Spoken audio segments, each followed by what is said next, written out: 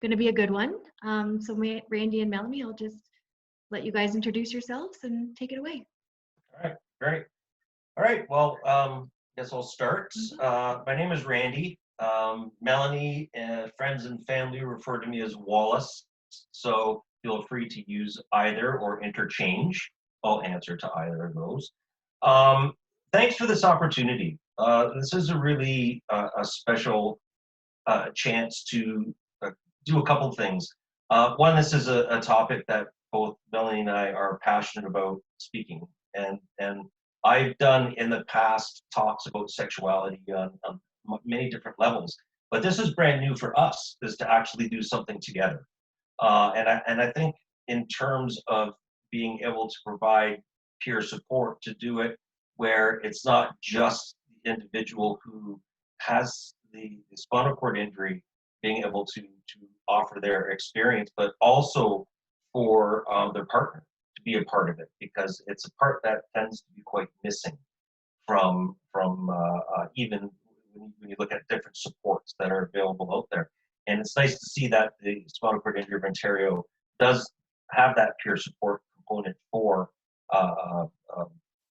people's families, so which would all obviously include their partners. Just for information, we want to keep this very informal. We are going to talk for probably 30 minutes-ish, and then the main component of this is we want to generate conversation. We want to have a conversation afterwards. What we're going to do is talk from our various levels of expertise, but also, most importantly, is just share with you our experiences and see if we can share some information with you there.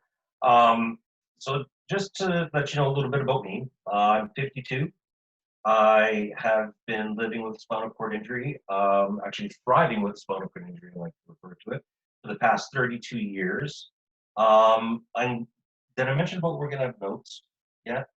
No. So I am referring to some notes because I will have a tendency to really go off onto tangents, and this is more as a matter to remind us what we want to say, but also keep me on track for the things that I shouldn't just going on about. So I'm a T6 complete paraplegic as a result of a motorcycle accident, and of course life has its ups and downs, but what did I say there? I'm sorry. Life has its ups and downs, but I'd love to say that I've had a fantastic life. I'm, a proud father of a 22-year-old young woman who is. I couldn't be prouder. Hello. Sorry. Hi there. Oh, hello. And just to let you know, in terms of my background, I have a master's degree in social work, and I'm a registered social worker, and I'm currently working in the field of research. So I will pass this on to my lovely wife, and she can introduce herself. So good afternoon, everybody. Thank you so much for registering for this event. Really stoked to be here and be a part of this. My name is Melanie. Wallace calls me Merlykins, but everybody can call me Melanie. They can't call me that. Wallace and I have 49 years old. Wallace and I have been together for about 4 years. Yep. And for me, I feel like I've truly found my partner in crime, and that's what I was looking for, is a true partner. My passion has always been in helping people, collecting stories, being of service. So for many years, that took the form of working as an HR professional, and quite enjoyed that time. And at the beginning of this year, I went into semi-retirement, which was timely with COVID. COVID came shortly thereafter. So this has been a year for me of deciding what I want the rest of my life to look like, and what do I want to be when I grow up. Yeah, and from early on, from when Wallace and I met, we talked. There's so many things. Our Venn diagram is quite the overlap for us about what we believe in and what we would like to do together. And certainly being a part of the spinal cord injury community is a huge part of that for us. So this is a great kickoff to hopefully a lifetime of Wallace and I working together and being of service. Yep. So before we get into some of the topics we want to cover today, we just wanted to go through a few housekeeping points, and I just I am going to use my notes just to make sure that I don't forget anything. First and foremost, this is a safe place for sharing. So let's be kind to one another. We're not all going to see things the same way, come from the same background, believe in the same things. And certainly we have all experienced the impact of shame, and there's no place for that here. We can share and learn from one another respectfully. Wallace and I are here to share our experience and knowledge, but we're certainly not the gatekeepers. We welcome hearing about your experience and strategies that you've come up with. Our experience is limited, and we are striving to be inclusive and give space to different voices than ours. So we acknowledge the lens of our experience. The lens of our experience would mean we are white, cisgendered male and female in a heterosexual monogamous relationship. Wallace has an SCI and I don't. Changing any of those variables can have impact on our life experience. As well, nobody can define for you what a relationship is, or how a term like partner might be defined. So we're going to talk for about 30 minutes, and then we'll open up the floor to conversation. And certainly, again, I want to repeat it, we welcome input, especially from the LGBTQ+ community as well. That way we can enhance and enrich the conversation and help and improve how we approach conversations like this moving forward. Yep. Okay. So our focus today is, rather than be about initiating relationships and how to get relationships started, we want to talk more about maintaining an established relationship, and by basically, for the most part, by sharing our experience. So we are faced with this. This is a huge topic. I mean, we try to confine it down to some manageable bits, because it's this is something that you could talk for days about. And we always felt, when we felt too the whole time, like we were leaving things out, but we can't cover everything. That's right.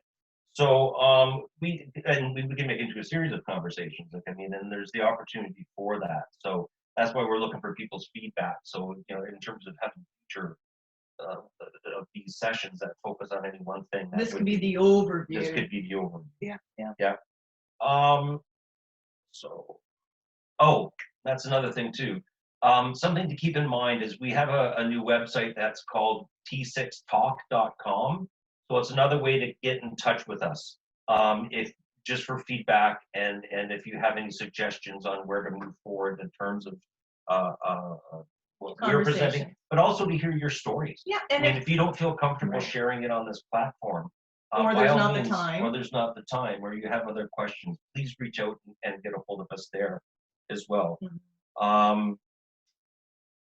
And basically what we want to do, and I said this before, a lot of why we want to do this kind of thing is to help people get past that point of surviving with the spinal cord injury, to the point of actually thriving with the spinal cord injury and thriving within your relationships. So I'll turn it over and so that big cloud that's all over all of us has been the pandemic. Certainly COVID has had an impact on all of us, however minor or big. It certainly has touched all of us. And we could really see the pandemic as a double-edged sword, because it's challenged the lives of many in very powerful ways. We were fortunate enough, we were talking a little bit earlier about how little really it has impacted our lives, but we can see other people and how it's impacting them. And it can be a very tricky time to navigate. We're also seeing how quickly change occurs when there's impact on the masses. So rather than impact on a smaller group of people, when a large group of people are impacted, all of a sudden there's change that's occurring at a very quick rate. So if we think about some of the changes that have happened that could be beneficial to the SCI population and others, we can think about phone and video conferencing that we might have with our healthcare providers. Any of those curbside services that are available now that were not available then, that would be good to keep in place. Yeah. Which also reminds me, if one of us disappears real quick, I'm waiting for a prescription delivery. I'm sure everybody's really familiar with that. So I might have to go get my medication if somebody knocks at the door. So that's what's going to happen there if that happens. So one of the comforts of being able to do this from home is I don't have to worry about missing my deliveries. Yeah. So as we go through some of the topics today, we'll kind of hit on COVID as well for each one of those as to how maybe COVID has impacted it or how we might have some strategies in dealing with COVID. Sure. Mm-hmm. Well, one of the things I want to touch on first when we're looking specifically at the relationships, with intimate relationships. And I found this both in my own personal experience, but also when I was doing counseling, that there's a real difference between what happens within a relationship if it was a relationship that was already in place when the spinal cord injury happens, as opposed to a relationship that develops after the spinal cord injury has developed or was sustained. I mean, there are stressors in both. There can be stressors in both, but I mean, there's stressors in every type of relationship. And relationships are work. So it's important to not blame everything that happens in the relationship necessarily on the spinal cord injury, because life happens. And I had seen that from people where, everything that went wrong was because of the spinal cord. And you have to be very careful not to fall into that trap, because it's an easy thing to blame, but it's not always the case. It can compound things, but you have to realize that life does go on. And when you enter into a relationship, it's going to take some time and some work to go through different phases of that relationship. So when it comes to some relationships too, with work, it's something that I want to point out is that like not all relationships do work out through these things happening, and through the spinal cord injury. So the death was part of it. But again, it's the work that you put into it to get it there. And when I just want to step back for a second and also say too, when you look at the difference between the types of relationships, whether one was established or was created afterwards, something that the person that did not sustain the spinal cord injury in the case where the relationship was already in place is the amount of loss that that person also experiences. I mean, I was injured 32 years ago, and I know things have changed quite a bit since then, but it has been my experience and through the stories I've heard from other people as well, that it still hasn't changed enough. And that I know Spinal Cord Injury Ontario has now peer support for family members, which is fabulous, but it's relatively new. And so for years and years, people didn't have that support. The partner that did not have the injury did not have that support. And they were grieving a lot of their own loss. They were having a lot of their, experience a lot of their own issues regarding the changes that happen within the relationship. So it's important to remember that the spinal cord injury has an impact on them as well. So I know that you wanted to talk a little bit about your personal Yes, experience because and with my personal experience with that too, I was in a relationship when I had my accident, and it was, I mean, I was young, I was only 20, but the young woman and I that had been together for about 4 years at that time, and what happened with that is I remember her much later on in years saying to me it was really difficult because I was going through the rehab process. I was going through and getting all the supports and everything that I needed to help get me moving forward. And she was kind of left sitting back and not knowing what was going to happen. So kind of in the dark. And one of the things that didn't help that situation out, and we'll get into this topic, is communication. I think the downfall to that relationship is the fact that we had very, very poor communication between people. So she was suffering in silence. And as a result, the stresses just became too much, and the relationship ultimately failed. And it was great to be able to talk to her about that years later Mhm. to find out. And you can have closure to that. Yeah, absolutely. For sure, for sure. So, So communication, Wallace brought up communication. So spinal cord injury or not, open and clear communication is key to a healthy relationship. And you have to ask yourself, what does communication mean to you? What does bad communication mean? What does good communication mean? And there's that myth out there that just seems to linger that good communication in a relationship means not communicating. In other words, you know me well enough, you should have known, right? should read We my make mind. these assumptions that people can read our mind, know what we want, know what we need, and that's just not the case. None of us are mind readers. We all come into relationships with our own communication techniques. So I had certain ways that I would communicate. So when I met Wallace, then I was using those same techniques, and he was doing the same with me.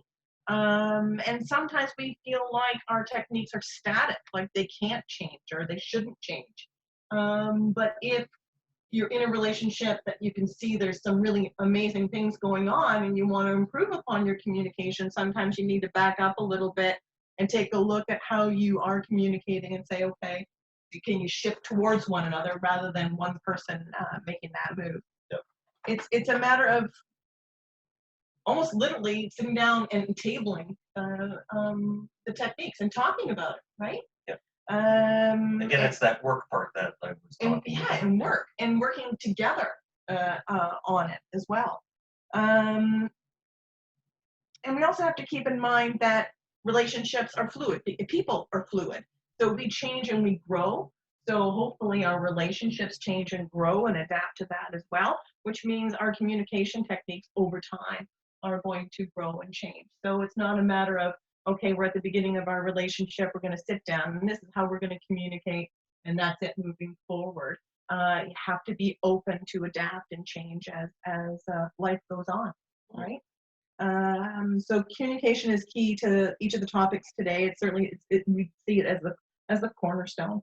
And with COVID, there was a gentleman speaking earlier about, not being able to get away from family because we are so tight and enclosed with one another that it can make stressors even more heightened, right? So part of good communication is also knowing when to stop and back away and have a moment and then come back into it. So I think we always have to keep in mind, we have to check ego, right? And put it at the door and say, okay, really, what's my goal here? My goal is to communicate something, not to have somebody else tell me that I'm right. So sometimes we just need to back down, slow down a little bit, and then come back to it at a later time. And when you had mentioned too about being able to back off and step away, I mean, that is so key for some people. And with those things being limited, there aren't the same options for someone to get the space that they may have had at one point in time. They get in the car, go for a drive, or I'm going to go out and Go for a walk, or there's so many more rules in place now too that there's going to have to be some flexibility and some adjustment to that as well. So another thing I want to talk about too is roles and roles within the relationship. All over the world, there are, and countries vary. It varies from country to country, region to region. What are typically considered to be male and female roles, right? So and within certain relationships, how can I say this? There's going to be changes.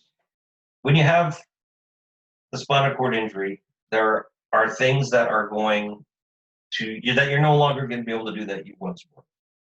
And so that may fall into the roles part of things within the relationship. But I can interject for a second. Sure. Because I think what we were talking about too when it comes to roles, masculine and feminine roles, that how limiting those roles are to begin with, and so often very arbitrary. And spinal cord injury aside, how detrimental it can be to us as individuals, and then certainly within a relationship, to narrow a definition of what we can or can't do, or where our worth is. And it's making a whole whack of assumptions that we could take a year to list right now. There needs to be flexibility Right, within the relationship. right, So, and for some people, it's a stronger influence than others, because some Right. people have grown up just thinking, you know what, I'm a man, I cut the lawn, I take out the trash, I change light bulbs, I do, you know, all those types of things, and there needs to be some realistic adjustment to that. It could then also be considered part of the grieving process. Sure. If there's a male who identifies as with those stereotypes in mind of what it is to be a man, Mhm. then if there's a spinal cord injury and maybe they can't perform those tasks anymore, then how do they define themselves? That's true. So And there's a grief there's a behind grief of that. loss of identity. Right. Oh, absolutely. Right. So that has to be, and again, in relationships that were established at the time of the injury, there has to be that discussion of what roles are we going to play, because it's just not reasonable and it's not fair to assume that everything is put onto one of the partner's shoulders. And regardless of your level of injury, the completeness of your injury, there are roles that you can play within a relationship, and they change. Like, for example, for us, changing the light bulb that's in this room, Changing the light fixture. the Yeah, fixture. Yeah, yeah. I have the know-how to do that kind of thing, but I physically can't get there. So I walked Melanie through how to do it. And I love doing those sorts of things. I have 2 workbenches. I have almost all the tools that I would like to have, but I'd like to have more. But I like to learn. So I like the fact that Wallace can teach me so that I can build to my skill set. Mhm. And it also helps us to improve upon our communication skills by taking on projects like that. So we have to listen to one another, and then I can ask why, so I have a greater understanding of why I'm doing the steps that I'm Yep. doing. So certainly, yeah. And another example of this is, and again, neither one of us were ever really kind of held down, I think, by stereotypical roles. I We were think we very both- flexible, I think but we we both- still have, it was Yeah. part of our identity. It was part of, yes, but I think we both of us from early ages questioned the the narrowness of it Mm. and pushed against that. Yeah. So it was like natural for us to question those things. That's right. And that's something that you may want to consider doing in a relationship, because I talked about having an established relationship. Well, entering into new relationships, that's part of the discussion. That's part of the understanding. And again, with them being fluid, those things will change over time. But it is something that you have to consider, and each person's going to play their own role. Yeah. So I think you were going to talk too about the risk of caregiver. Oh, yes, that's a big one. Something that one has to be very careful with is blurring that or crossing that line between having an intimate relationship and having a caregiver relationship.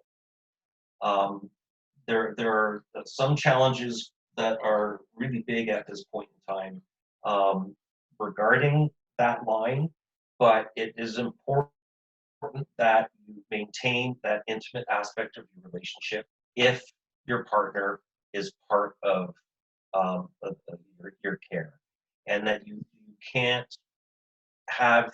It's very dangerous to not have that, because I've seen in many relationships that have not succeeded because the partner became their primary caregiver and they lost that intimate aspect of the relationship.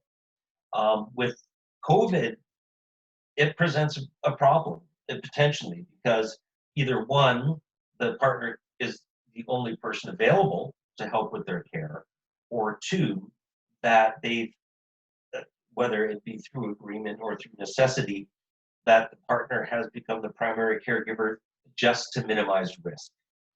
So those are two things regarding COVID that can impact that. However, again, I can't state more strongly that you have to make sure that you put effort into maintaining that intimate part of your relationship. And talking openly about if a partner is providing care, about what that means to both people and how they feel about it, and talking about it regularly. I think is really important. And we've had to go through that, because I had shoulder surgery going back almost 2 years ago now. And, you know, being a complete paraplegic and needing to use my arms to propel my chair, to manage my bowels, to do all those things that I was so used to doing independently on my own, I now needed help with because I had a right arm that was strapped to my chest. So we had to go through that. Our roles changed. But again, we're fortunate because they are things that I felt I could do well, and that it was like gaining a new skill set for me. Sure. But that's not going to be a fit for everybody. No. So that's going to it could be a tough one to navigate. Absolutely. Certainly. Yeah. Yeah. So we also want to talk a little bit about, well, we'd like to talk a lot about sex and intimacy, and that would, you know, you could talk for days and days and days. So to start, there's no all-encompassing definition of sex that works for us as a couple, never mind for all of us. In general, we need to be mindful that most definitions are just far too limiting, especially too if we look at a penis-centric model. So providing that there's consent of all parties involved, there is no wrong, is there? There is no wrong way, there is no wrong definition. It's what works for those people who are in that relationship. Right? Absolutely. Mm-hmm. So just for sake of argument, though, that we could loosely define how we view sex for ourselves, intimacy and fun. But it may not be the same thing for you. But just for the purpose of our talk, basically, so you understand. Yeah. Yeah. So for us, sex is the hot and heavy and includes the climax, as we would define climax. Well, intimacy would be more of the warm, fuzzy moments. The cuddling, the holding hands, the gentle touching, all of the things that we might do in a day that indicates love or care for that other person would be considered to be very intimate. So even putting out vitamins in the morning, right? It's just a way of saying I love you. Don't forget to take your vitamins. Yeah, it's cute. Right? I go and try to take my vitamins out of the fridge myself, and I'm told, no, stop. That's my job. I love doing that. Yeah. So. And the fun would be all the activities we engage in that make us happy, that we're sharing the moment with one another, like going for a drive in the country. So it could be the very, very simple things, but it's about doing it together and being partners. So really when it comes down to it, it's about being true to yourself and being true to your partner as to what you need and what you want. Right. So I know, Wallace, that there's a story that you would like to share when it comes to, if we consider what our model has been, certainly heterosexual, penis-centric, that if you want to share your story about rehab. Yeah, and this is something where, I mean, we live in a society that is very very penis vagina intercourse. I mean, that's how it's defined. And I know when I went through rehab, again, I had mentioned I was in an established relationship at the time of my injury, but because they didn't see, I don't know exactly, you know, a lot of this is just based on what because no one ever outright said, you know, this is why we're not going to give you the education on the use of erection medications. I just wasn't given it. They didn't take the time to explain the medication to me. They didn't take the time to explain how it's properly administered, any of that stuff. And I was 20 years old and wanted to know, how does this work, and was so afraid that, you know, that just what if one day this is going to happen. So I went to a urologist and got the medication and brought it home, and did not realize that if you administer the whole vial, because at this time it was papaverine that was used, it was an injectable, and I used the whole thing and had a very adverse reaction to it, which landed me in the hospital. It was terrible. It was such a terrible experience.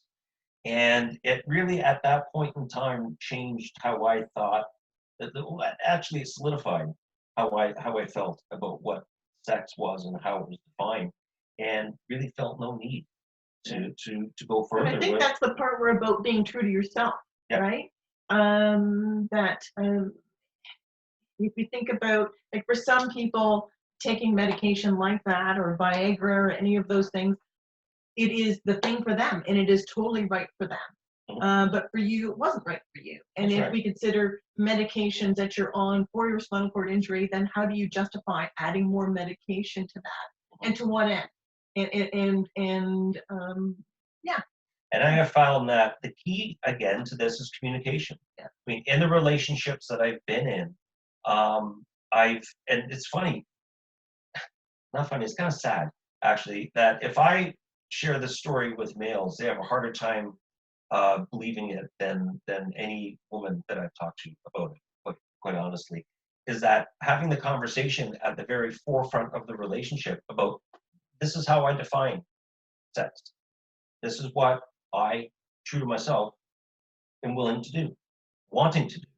And it has worked out really well in terms of having that understanding and working within what was established in terms of what sex meant there from the very beginning of the relationship. And I think we also have to keep in mind too that sex might not be important or a focus for in some relationships where it's more about intimacy than it is about sex. Intimacy may be much more important. Right. So it depends on the couple, and there might be nothing wrong or dysfunctional about that.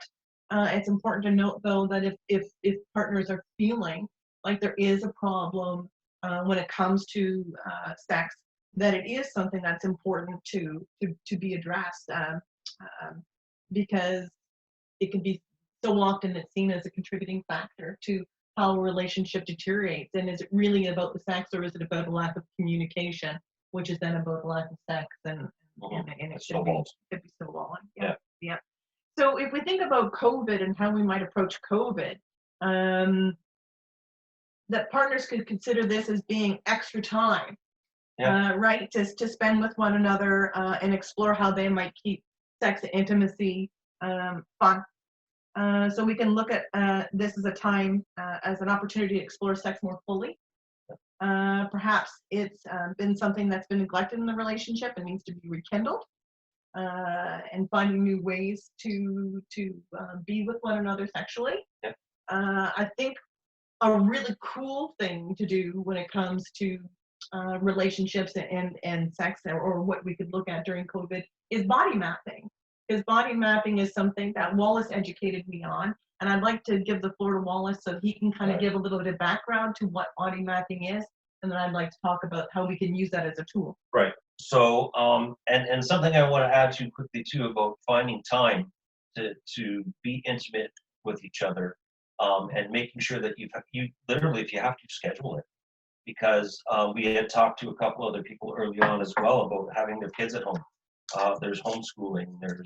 There's again, your space becomes very tight, very small when you've got your entire family there all the time. That it may take that extra effort to keep things going, literally. Now, body mapping is a process where, and also too, we were told that we can go past the hour mark for when it comes to discussion afterwards, because I know after we got, anyway, I was looking at the clock and wanted people to know that we can go a little bit past the hour. But anyway, body mapping is a process where essentially you explore your body, and you explore your body to find out where your new erogenous zones are. There is a process that's referred to as erogenous zone relocation. So parts of your body that prior to the spinal cord injury either were hypersensitive and you weren't aware of them, or become more sensitive, become a region that is much more pleasurable to have touched, will happen after the spinal cord injury. And the best way to do that is to explore your body to find where those zones are.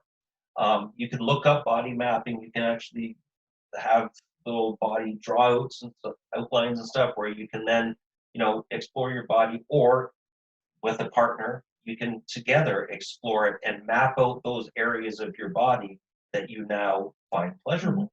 So because at the beginning of our relationship, and with our relationship, when we started our relationship, it was kind of like a do or die sort of thing. We just put everything on the table immediately, very quickly, because we didn't want to waste any time, because we felt like we had something really good, and so we just put it through the acid test every day. Oh my God, just to kiss see. too many frogs. Yeah. You were, no, that So, was it. You yeah. know, And so if this is gonna work, it's gonna work. If not, then certainly yeah. Wallace, having done the work of understanding his body and what works for him, and also understanding the importance of communication, was incredible. And for myself too, understanding prior to Wallace what works for me and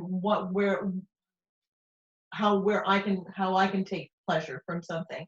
And then it's about sharing that information together. So Yeah. he was able to clearly communicate to me and give me a greater understanding of what that would mean. Right. And it opened up a whole new door for me. So it didn't limit my sexual experience, it expanded it. So that's been a real benefit. So that body mapping could be a COVID activity, where couples get together and say, okay, let's actually, maybe you take turns, maybe it's one person at a time, and you could think about toys that you might use or household items that you might use in order to touch each other's bodies and figure Feathers, out. ice, Yeah. heat, different things like that you can just explore with. And even if you are quite familiar with each other's bodies already, have some fun and do that anyway. Try it anyway. That's right. And things can change. As being somebody perimenopausal, things change in your body. Mm-hmm. So it's not going to be the same as when you're 20, nor should it be. So it's an opportunity to kind of find out what your body is saying right now. Yep. And it can be a really lovely way to spend, and doesn't cost anything. You can also too use Smarties and trace out the areas on the person's body, and then it's your own little body. And you get snacks. Snacks afterwards. That's right. That's right. So I think it's a real opportunity to, and it's also about finding out what's not okay too. Mm-hmm. Just as important. Yeah, right. absolutely. So yeah. So certainly giving yourself permission to explore any kind of kinks that you might have as well. That can be really taboo to talk about kink or anything that varies from whatever that narrow norm is about what sex can be. About, maybe we can have those conversations and talk about things. Yeah, I think it's essential to have those conversations. It keeps the communication going, but it also helps you sustain that part of your relationship or rekindle it, as you said, if there was something that did so. And again, but keeping it fresh and keeping it new, also thinking about location. So if we think about where sex takes place, there might be some real reasons why it needs to be in a particular place, but if there's an opportunity, could it be somewhere else? Could the kitchen be involved in some way? Yeah.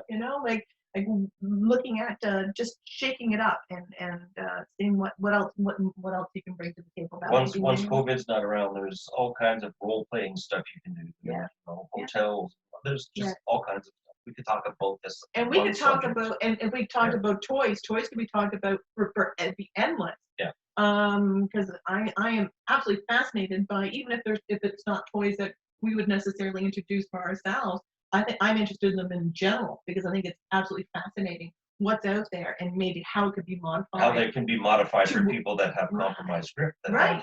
And how can we MacGyver this so that it's not $1 million fix on something? So that in and of itself would be really exciting. But we could think about things that people could be homemade or things that are bought. So all of those things. We could bring music in. Music is can be a really great stimulant when it comes to sex as well. And just keeping things fun and having the fun and remembering why you fell in love with the person and what made you laugh and what made you smile. So having needing to celebrate the rituals, the schedules, sitting enjoying coffee while you're holding hands, movie nights, car dates. We do a lot of car dates. We'll make up a picnic and go for a bit of a drive, or projects. So working on projects together. So like putting the light in, or Wallace and I both like to bike, and because of the shoulder surgery, Wallace is still going through a recovery period with that, so he has a hand crate that he wanted to use. We have very little space here in this home. We have 400 square feet, so we're also navigating really tight quarters and how we can maximize our space. So we designed and built. Melanie designed and built a hand crank table for me. So, but something we could do together. And then now I'm on the treadmill while Wallace is on the hand crank at the same time. And we're doing that together as an activity together, but also with the idea that when spring comes, we'll both be in a better position to be on our bikes and be out on the trails and doing that together. But it takes time to make sure we put the effort in to make sure that our schedules are together to do that. Yeah. So I work my work schedule around being able to do that with her. It's important. And other things like karaoke. We've had a lot of fun with karaoke, and I don't mind saying that we have a bag that has wigs and costumes in it purely for karaoke, so that we can and not out at a bar, but in our living room. Just us. We'd be happy to do that by Zoom too. I think that'd be hilarious. Oh, absolutely. But just to have fun, right? Yeah. Because there's so much of life that's tough and hard to navigate, and we got to bring the fun. Yeah. And so wow, we're just looking at time. Here. So I'm gonna very quickly go through, because I really want to have a conversation here. Regardless of whether or not you've got a spinal cord injury or not, people need to have more than just their intimate partner as part of their support system, as part of their lives, as part of their fun, whether that is family, whether that is friends. You need to have those outside sources. Some more than others, but we are very social animals, and we need to have those interpersonal interactions. And I'm talking about more than Facebooking and what's it called, tweeting or whatever, or text messaging, all that stuff. I mean, those have their place. Certainly. But now that we have things like Zoom, we have the different video platforms, where you can actually read someone's body language. And during COVID, that is a possibility. Body language, tone of voice are both so all important. Of those things. So, I mean, those are very important things to keep in mind and to remember, that you have to have that outside of the relationship. If not, it puts way too much stress and pressure just on the relationship. Mm-hmm. So we'll move on to the next. So a little bit further to bringing other people in, because again, that's really important. I think divergent thinking is really important. If we stay in our own little bubbles and we only talk with one another, then we're not challenged. We're not challenged, and we don't necessarily grow or learn from that. So right. Divergent thinking, when people say something, we're like, I don't like that. But we got to stop and we have to listen, because maybe there's a nugget in there, and we don't have to necessarily take the whole nugget. Great way of learning. But we need to have those influences in our lives. We can't be our everything to one another. Right. Therapy is another big thing to talk about here, both individual therapy and couples therapy. With Wallace being a registered therapist, I had the opportunity to be able to talk to him about really what therapy is all about, and specifically about cognitive behavioral therapy. I had done some personal therapy for myself half a lifetime ago, and it did not work for me with those particular people practicing the particular fields that they were practicing. It didn't work for me. But I was fortunate enough at the beginning of this year to start with a therapist, and I am and have been continued to take personal counseling as well, individual counseling, because we all come to the table with baggage, and not all that baggage is bad, but it is baggage, and different ways that we respond. So I'm really keen on knowing who I am and why I am the way that I am, because I want to continue to propel myself forward and be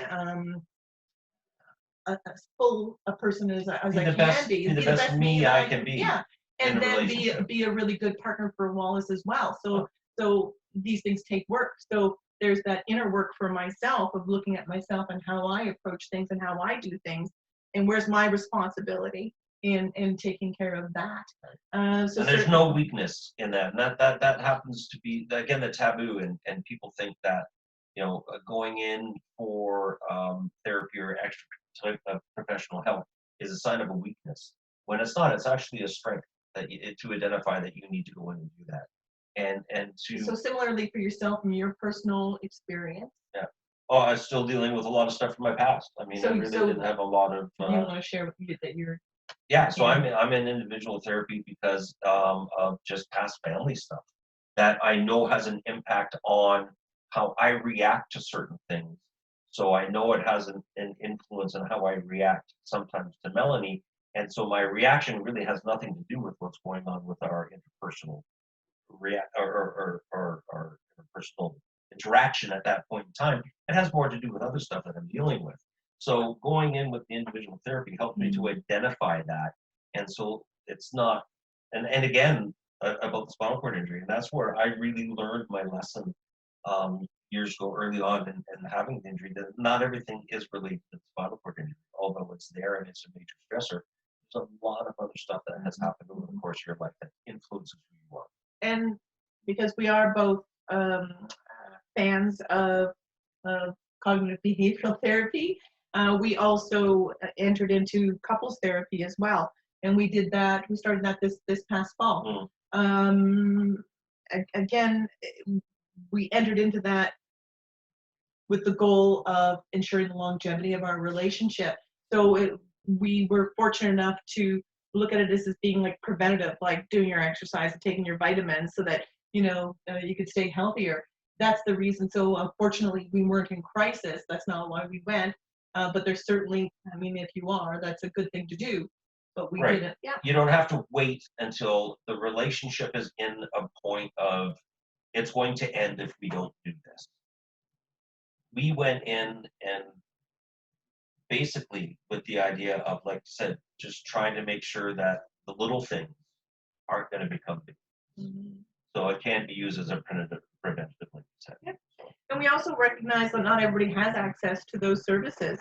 They can be really expensive, and if like that, we don't have benefits. So things like that can run up. So we're fortunate enough to have organizations like Spinal Cord Injury Ontario with their peer support, supporting people with spinal cord injury and their family and friends.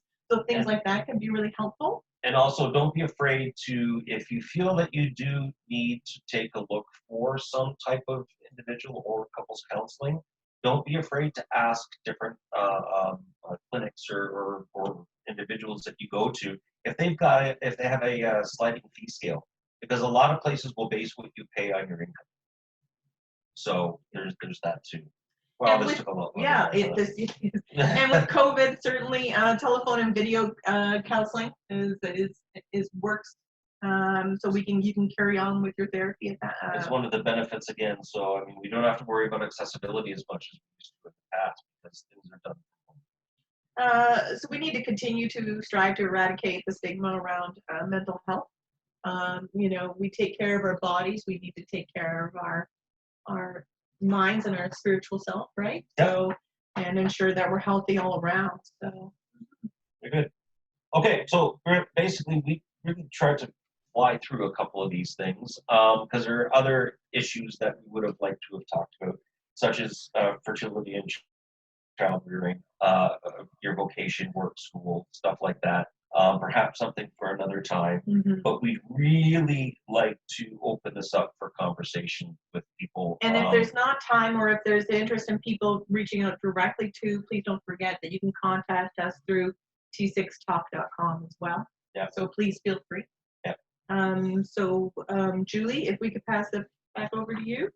Yeah, well, thank you. A lot of amazing information. So there is a couple questions on the chat box that I'll get to quick. And actually, Wallace, one of them is about fertility. So the first one, you said that you have 3 children, Wallace. At what age were you when you had each child? Presumably you were already SCI when you had your kids. Did you need fertility intervention? What kind, please? No, I have one child, a daughter. So she's she's the only one I know of.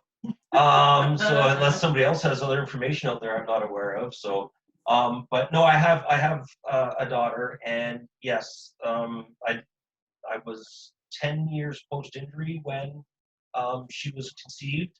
So that is, again, a very interesting story in terms of how I came about finding out information.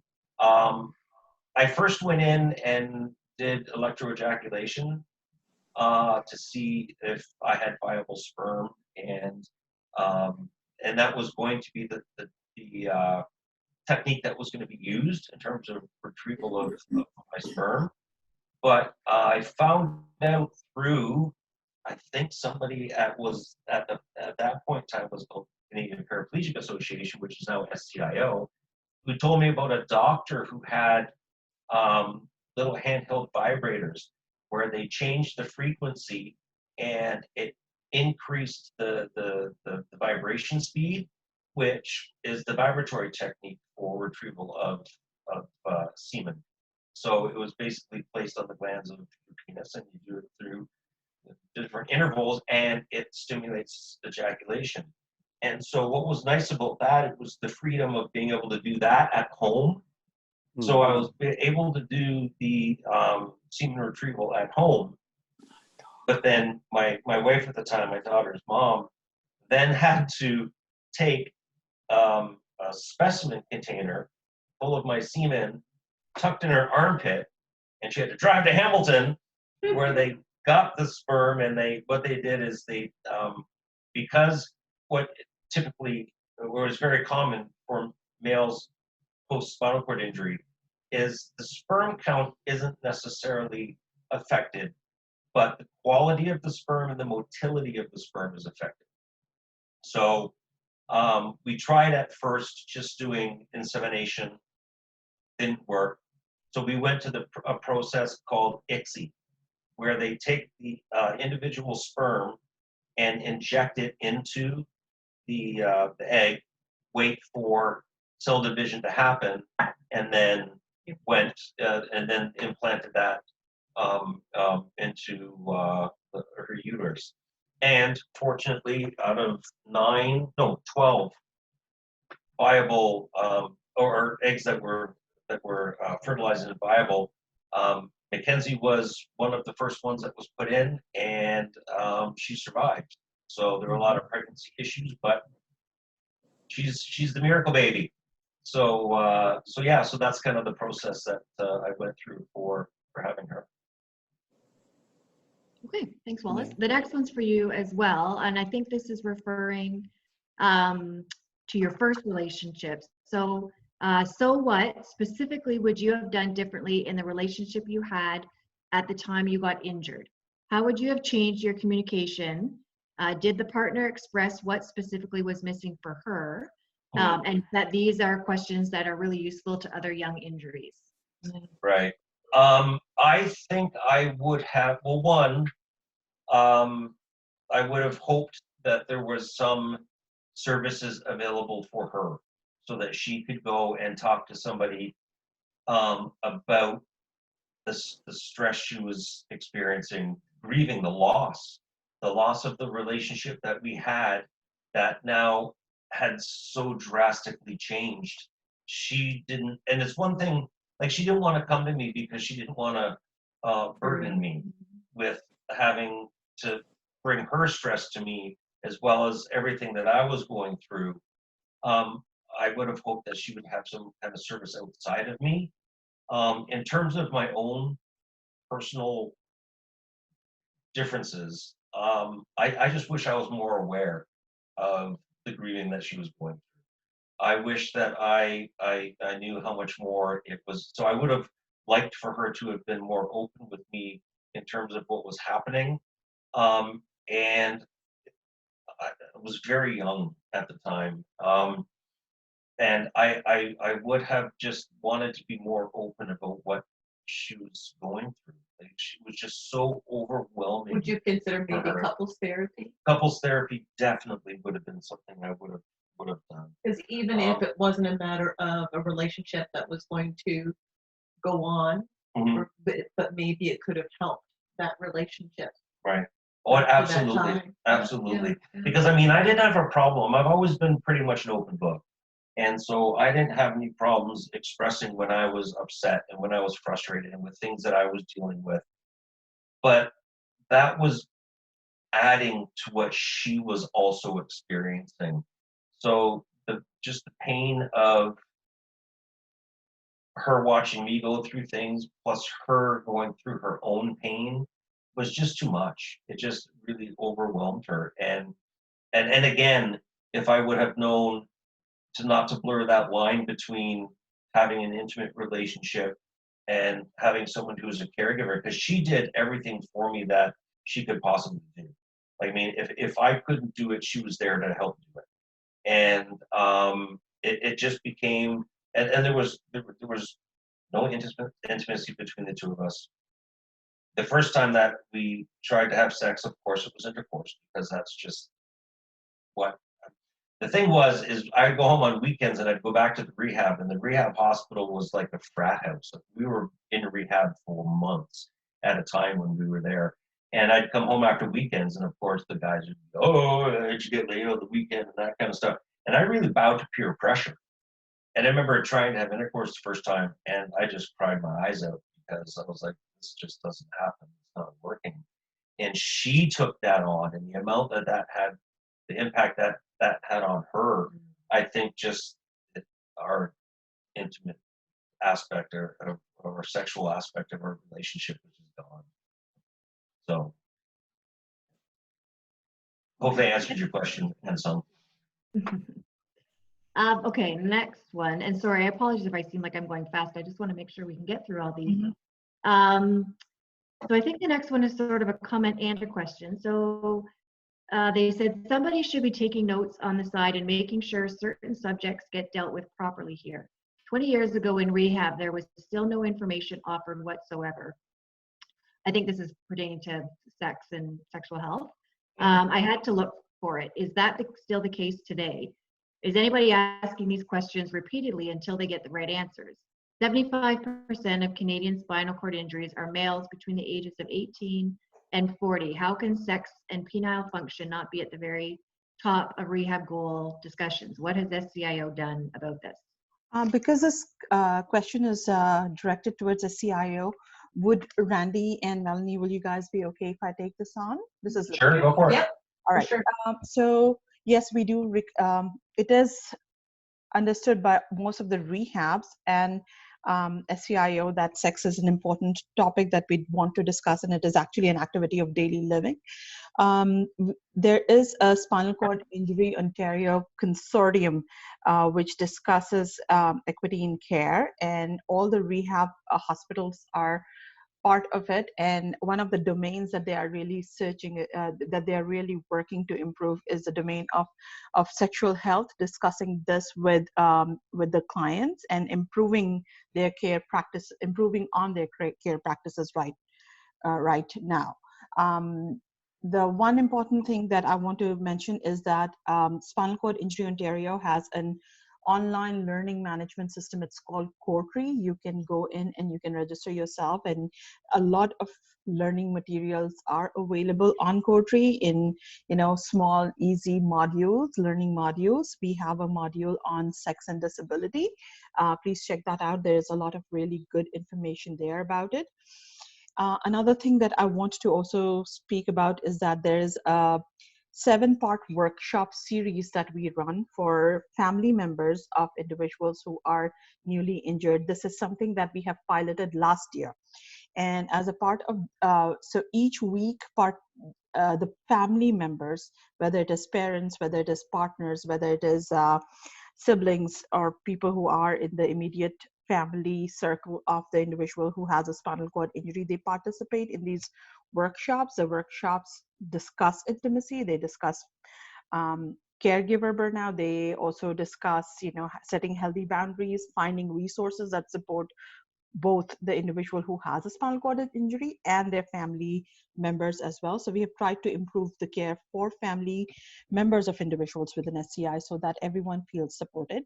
Apart from that, the peer mentorship part, where where you have the opportunity to speak to someone about sexuality, fertility, being matched with partners of individuals. If you are yourself a partner, we have the ability to do that. We've been providing those services for the longest. The newest resources that we have right now are the Sex and Disability course on Courtry and the Family Connections workshops that support individuals whose family members have a spinal cord injury. So we've been taking some notes, and we have been working on some service improvements. Randy and Melanie, if you want to add anything, please go ahead. I just want to talk a little bit about the peer connection. That's well, you can talk about that if you'd like to. But what I noticed when Wallace was back in rehab after his shoulder surgery, it was really quite a learning experience for me to be in that environment and watch the dynamics of people there. And it was the what do you call that, when it's like the gossip tree, right? Oh yeah, the grapevine. Yes, thank you. The grapevine of people finding out how long Wallace has lived with a spinal cord injury, and all of a sudden people were coming to him, and a lot of them were young men and asking about sex. Yep. So sometimes it's a matter of wanting to suss a person out and figuring, okay, can I talk to them about it, and in their terms and in their time coming to talk to somebody about it, isn't it? Yeah, it's where the peer part is so important. Yeah, yeah, because it's a different type of sharing, isn't it?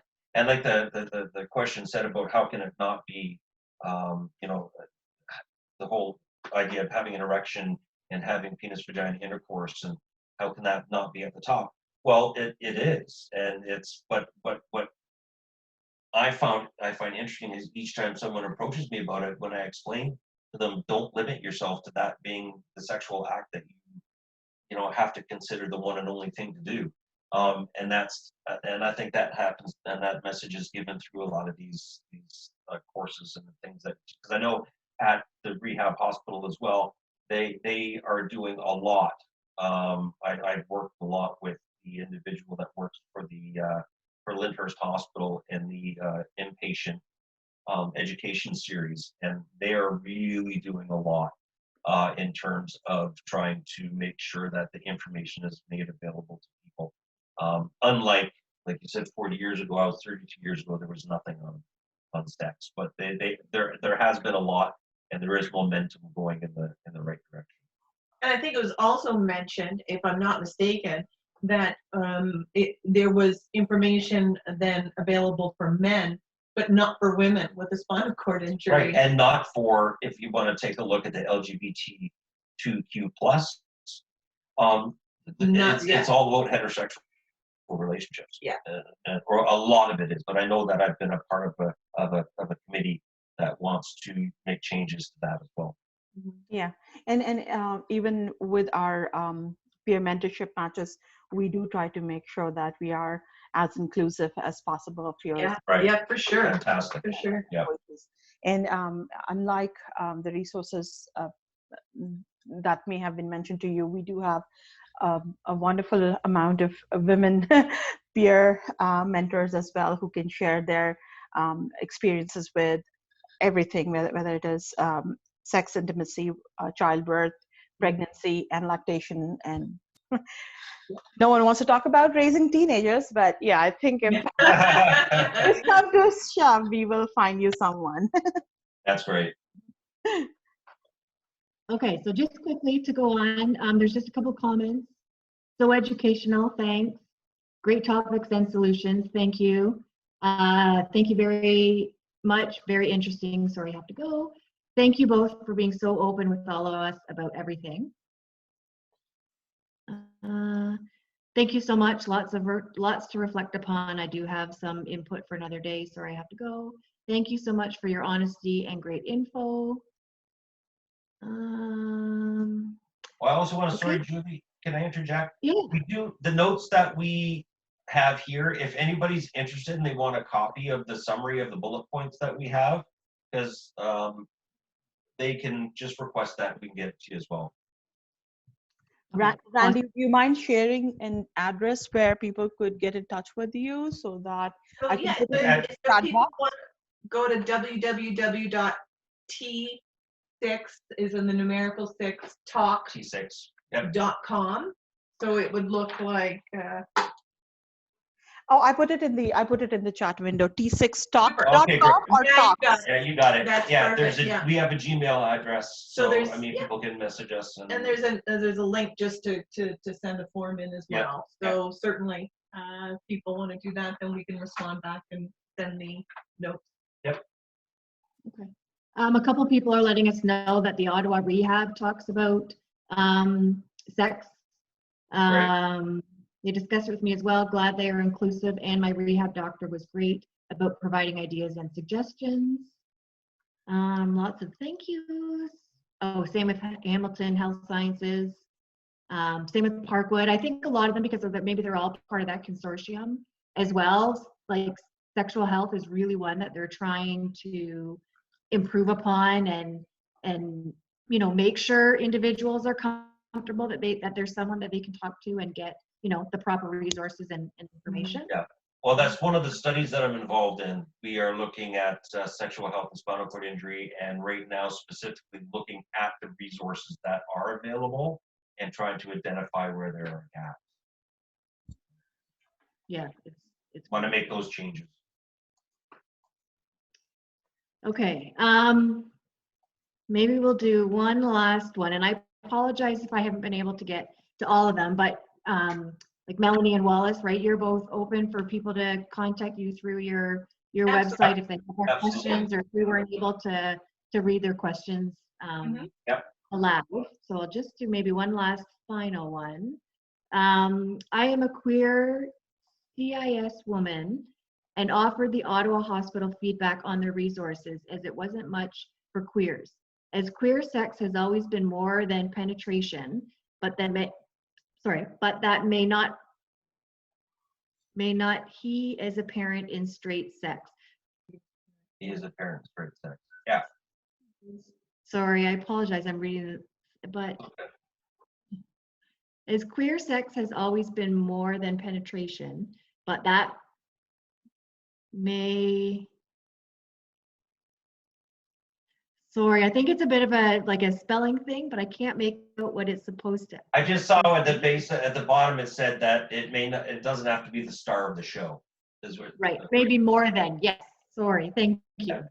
Yeah, and that is a point that I think has to be up front, like when it comes to educating, in particular males post injury, is that Well, I would go so far as to say to educate people at a very young age absolutely. to open our minds as to what sex is. We need to get rid of that as societally speaking. And that it's all about penis penetration. Right. You know? I couldn't agree with you more. Yeah. But when it comes to actual post-injury, Yeah. it needs to be something that is in the forefront in terms of letting them know, you know, and it's bombarded by the messages of Cialis and Viagra and the what is it? The Levitra, I think was another one. But there's so many different ones now, and so much money is put into the pharmaceutical companies for investigating these things and the advertisement of them, all that stuff, to basically still try to support where's that. Where's the line though? Where's the line between providing people with something that they want to explore and do, or people doing things because they feel that's what they ought to do? Right. You know? Absolutely. Yeah. So no, there really does have to be active education on that. Mm-hmm. To let people know it does not have to be the start. Yeah, and certainly, again, when we talk about wanting information and feedback, certainly we hope that we that hope was a great comment. we hope that we get lots of comments and feedback, so that we can learn more and add to what we do, and hopefully find some resources that are available for people that will also be available, and they can access that website. So. Okay, thank you. I think this was an amazing topic, and I mean, how comfortable the two of you are to be talking about this, I think really helps for people to be able to ask questions and, you know, maybe just shows people that there are people out there that are willing to share their experience and answer questions and let people know what they've gone through and, you know, tips and tricks and stuff. So Well, this was a gift wrap present to us, seriously, to be able to have this time with people and to be a part of community is we've been literally talking about how can we get the message out there to people, you and know, start talking. and start talking. And what else is there to talk? Like, there's got to be more that people want to talk about. Yeah. And there's more than one venue. It could be through a rehab center, or it can be something that's more informal, right? Like us having. I love the informal Yeah. feel of this. Yeah. So, So Lubna and I did both put your website on the chat box. If there was somebody that wasn't able to get it or write it down, please feel free to email me. My email address is at the bottom of the invitation you would have gotten. So I'm more than happy to email that out to anybody who, like I said, couldn't write it down or just didn't get it. Maybe the chat, it's gone up in the chat box. So like I said, please feel free to email me. Is there any last words that you guys have? thank you. Oh, just thank you. Yeah. Thank you so much. I wish we had 100 screens on the wall here so that we could see, you know, See everybody's faces. And be able to, you know, that would be cool. But thank you so much for your time. And we are more than willing, if we get feedback or if you get feedback saying that people want to talk about any specific topic or we do this back, every day. by all means, let us know. We Yeah. would love to offer our time to be able to do this again. For sure. Okay, absolutely. I just want to just say a quick thank you to our sponsors. Our provincial partner is the Institute Bureau of Canada, as well as we have a local sponsor, which is the Agape Foundation of London. So thank you again to the two of you. I really appreciate your time. I'm just really glad you didn't say Pfizer was one of the. Yeah.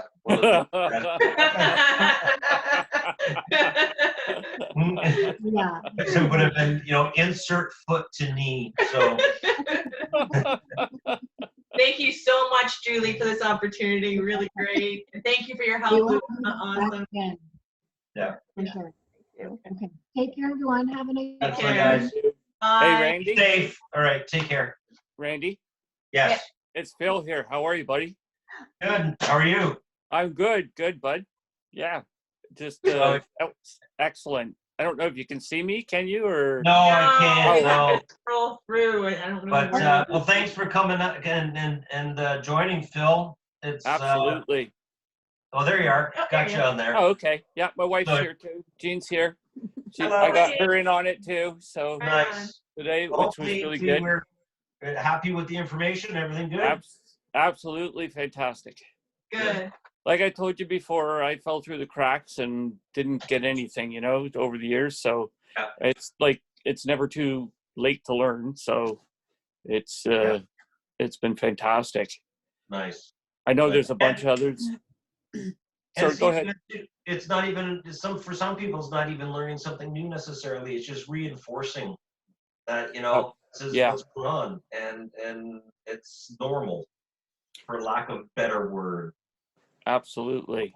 Yeah. Absolutely. I can't wait till COVID's over so we can get together, buddy. Absolutely. I know. And I'm glad you got the opportunity to see Melanie. Yeah, absolutely. It's a pleasure to meet you. Well, we'll meet. We live so close. It's not funny, you know. Yeah. Well, it will come to an end, as they say. This too shall pass. So. Great. Yeah. Thank you so much to both of you for coming today, and we'll talk again. Our soon, pleasure. okay? Absolutely. Right. Thank Take you. care, Phil. Yeah, you guys Bye-bye. too. Take All care. right. Take care. Bye. Yeah, we'll talk soon, Randy. Did you get my Absolutely. Did you get my text the other day? Oh,